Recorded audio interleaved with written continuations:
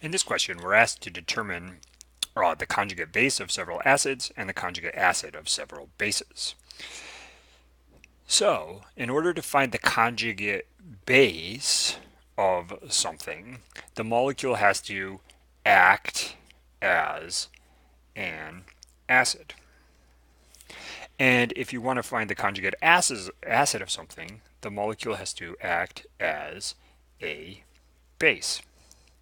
So, what do acids do? If we want to find the conjugate base, the molecule has to act as an acid. Well, bases lose protons. They have to lose an H and a plus charge. So, if this loses an H, you get SO4. But then what's the charge? Well, you may know it's 2 minus because it's sulfate, and you would be correct. But if you didn't, it has to lose H plus. So, when it acts as an acid, it loses H plus. So it loses the H, which is why we just have SO4, and it loses a plus charge. So it goes from -1 to -2, so 2 minus. In this case, we have H3O plus.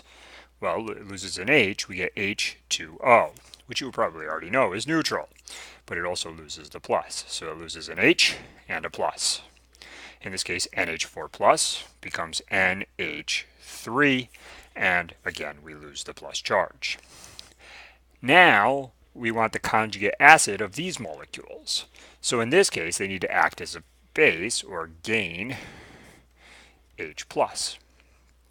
Said another way, acids are proton donors and bases are proton acceptors, so gains an H plus. So first, we add an H, CO3, and then the charge goes from 2 minus plus 1 to just minus. In this case, we have HCO3 minus, and we go to H2CO3. The charge goes from minus to plus 1, which is neutral. So it was minus, we had an H plus, now it's an extra H and neutral. NH3 becomes NH4. It was neutral, and now it gains the plus charge. So this is how we could find the conjugate acid and conjugate bases of different molecules as shown here.